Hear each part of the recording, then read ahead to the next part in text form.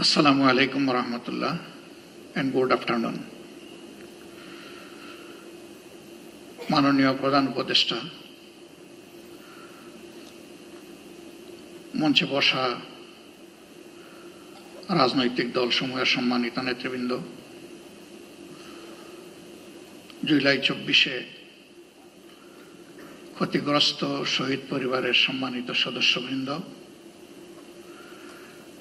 সামনে বসা সম্মানিত অতিথিবৃন্দ, শহীদ এবং আহত পরিবারের সম্মানিত সদস্যবৃন্দ, সাংবাদিক বন্ধুগণ,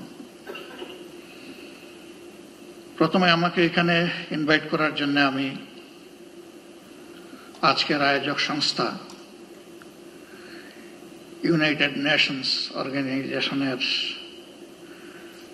কান্ট্রি অফিসকে আমি ধন্যবাদ জানাচ্ছি। আসলে কিছু আশঙ্কা, ব্যথা এবং কিছু আকাঙ্ক্ষা নিয়ে আমি এখানে দাঁড়িয়েছি। 15.5 বছর জাতির উপরে অত্যাচারের যে স্টিম রোলার চলেছে, এর দ্বারা অনেকেই ভিক্টিমাইজড হয়েছে। জুলাইটা ছিল তার শেষ পরিণতি। শুরুটা ছিল কার্যত 2009 সালের 25 এবং 26 ফেব্রুয়ারি ঢাকার পিলখানায় 57 জন দেশপ্রেমিক চৌকস, প্রতিশ্রুতিশীল, বিভিন্ন পর্যায়ের সামরিক কর্মকর্তাকে হত্যাকাণ্ডের মধ্য দিয়ে বাংলাদেশের উপর ফ্যাসিজমের থাবা শুরু হয়। তারপরে একে একে রাজনৈতিক দল, প্রথমে আমাদের দলটাকে দিয়ে শুরু করা হয় এবং শেষ পর্যন্ত যারা অপোজিশনে ছিলেন তারা কেউ বাদ পড়েননি। শুধু রাজনৈতিক দল নয়, এদেশের আলেম সমাজ, সাংবাদিক সমাজ, বুদ্ধিজীবী সমাজ, ব্যবসায়ীরা কেউই কিন্তু ফ্যাসিবাদের থাবা থেকে বাদ পড়েননি। অনেক সাংবাদিকের জীবনও চলে গিয়েছে, আবার কাউকে কাউকে জেলের ভাত খেতে হয়েছে। এমনকি হিউম্যান রাইটস নিয়ে যারা কাজ করেন তাদেরকেও সত্য কথা বলার জন্য জেলে থাকতে হয়েছে।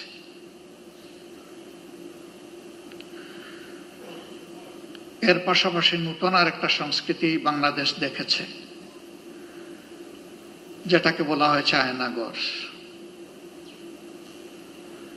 এ সংস্কৃতি এর আগে বাংলাদেশ কখনো দেখেনি এবং ব্যক্তিগতভাবে আমি নিজেও তার সাক্ষী।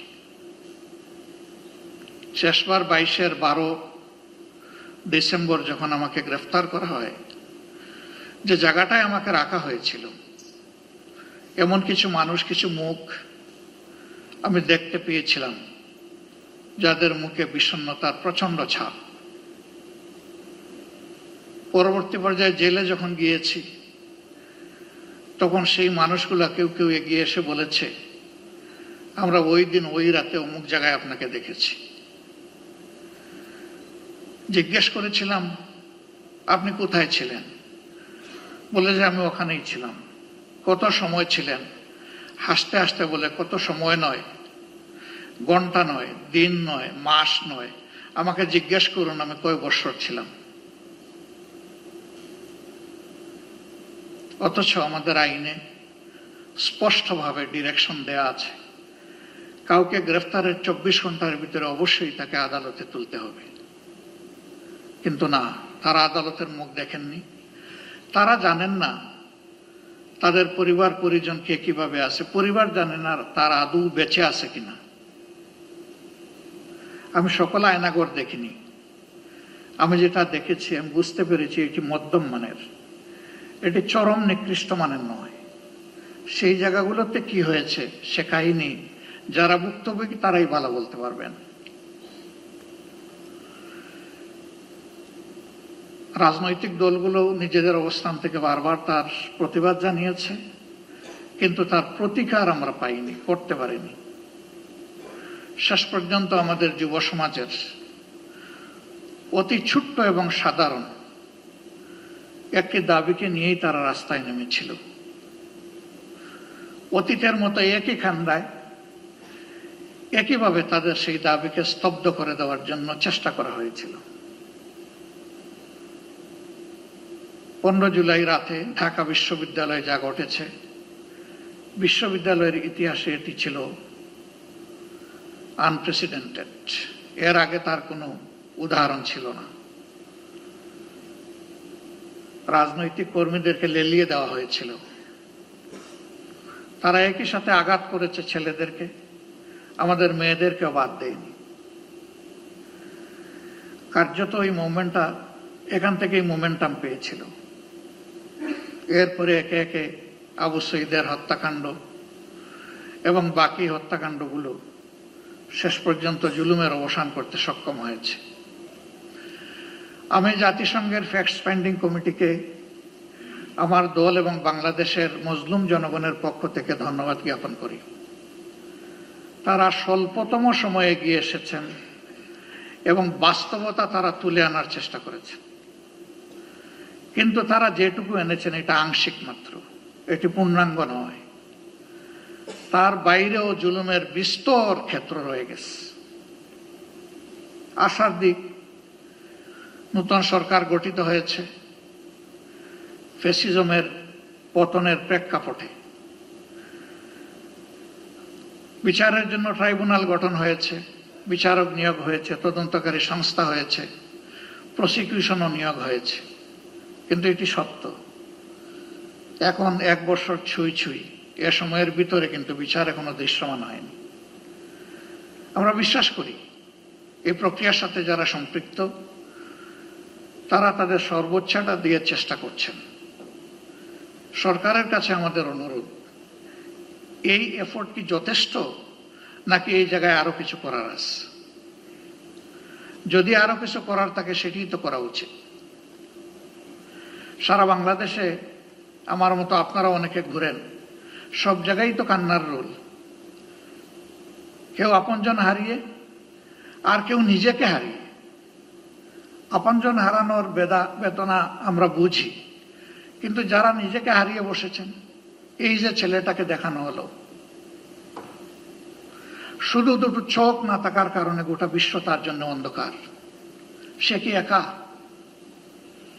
আমাদের হিসাব মতো এই সংখ্যাটা 500-র কাছাকাছি যারা চোখ হারিয়েছে।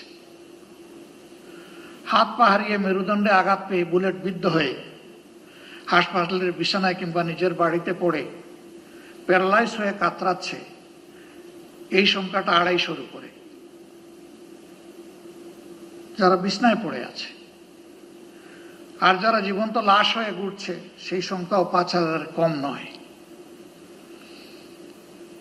আপনারা অনেকে জানেন, ইতিমধ্যে আমাদের সংগঠনের পক্ষ থেকে উদ্যোগ নিয়ে এই জুলাই যারা শহীদ হয়েছেন তাদের প্রোফাইলটা আমরা অন রেকর্ড নিয়ে আসার চেষ্টা করেছি। শতভাগ নিশ্চিত না হয়ে আমরা একটা নামও সেখানে যোগ করিনি। আমাদের এই প্রক্রিয়া অব্যাহত আছে, এটাকে আমরা ক্লোজ করিনি। 12 ভলিউমের এই শহীদ স্মরণিকা আমরা সকলের হাতে পৌঁছে দিতে পারিনি, তবে আমাদের ওয়েবসাইটে বাংলা, ইংলিশ এবং আরবিতে ইতিমধ্যেই আপলোড করা আছে। সেটা কেউ ভিজিট করলে আমরা খুশি হব। আমরা এবার হাত দিয়েছি যারা জীবন্ত শহীদ তাদের জীবন নিয়ে, এই অন্ধ, পঙ্গু, হাসপাতালের বেডে পড়ে থাকা প্যারালাইজড, তাদের বিষয়টা তুলে আনার জন্য।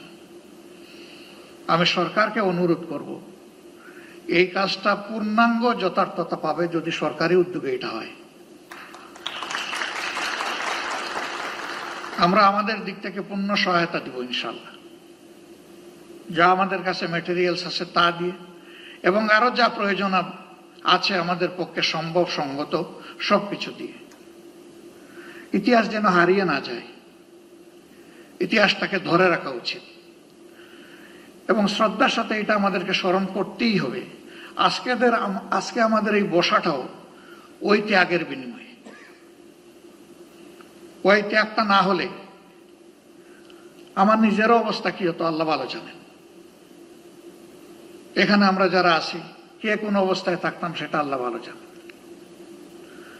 কাজেই আমাদের শহীদরা এবং জীবন্ত শহীদরা আমাদের অ্যাসেট, তারা আমাদের বোঝা নয়, এই স্বীকৃতি আমাদেরকে দিতে হবে।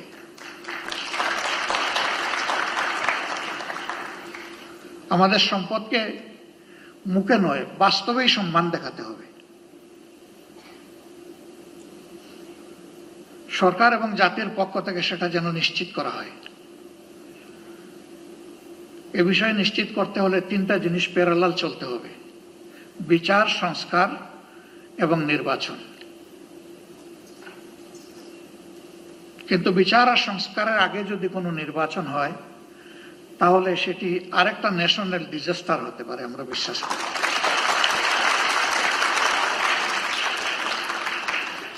গত ২৬ তারিখ চীন মৈত্রী সম্মেলন কেন্দ্রে, সেখানে শহীদ পরিবার সোসাইটির একটা আয়োজন ছিল। ২-৪ জন বক্তব্য রেখেছেন, পুরোটা শুনতে পারিনি আমার অসুস্থতার কারণে, আংশিক শুনে আমি চলে গেছি। তাদের প্রত্যেকে অত্যন্ত সিংহের মতো গর্জন করে বলেছেন, বিচার না দেখা পর্যন্ত আমরা কোনো নির্বাচন দেখতে চাই না।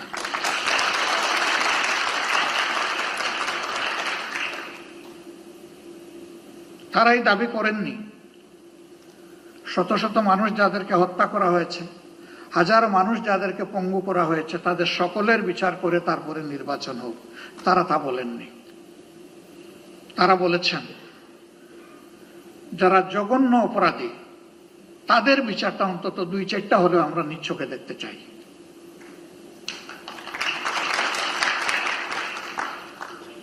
আমরা দেশ এবং জাতিকে ভালোবাসি সবাই।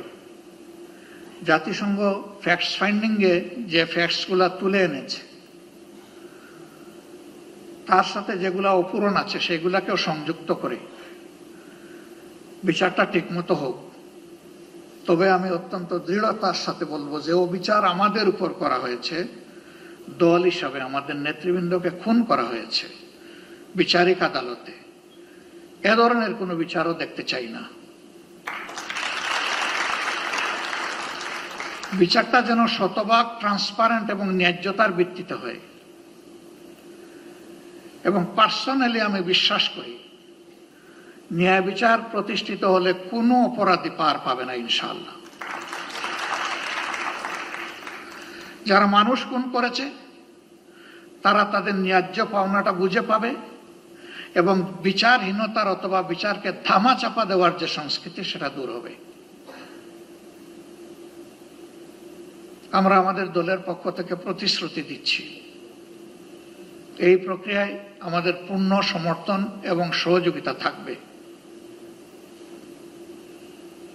জনগণের ম্যান্ডেটের ভিত্তিতে আমরা সরকার পরিচালনা করার সুযোগ পাই অথবা আমরা বিরোধী দলে থাকি, এ বিষয়ে আমাদের ভূমিকা হবে স্পষ্ট, ন্যায্য এবং অকুতভয়।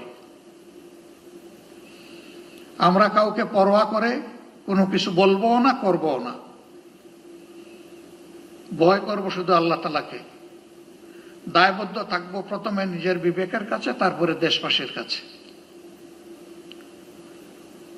অন্যান্য দলের পক্ষ থেকে একই প্রতিশ্রুতি আসুক তা আমি প্রত্যাশা করি। কেউ না কেউ তো আগামী সরকার চালাবে, তাহলে যারাই চালাক তারা যেন জাতির এই আমানত রক্ষা করে, আমরা যেন বিশ্বাসঘাতক না হই।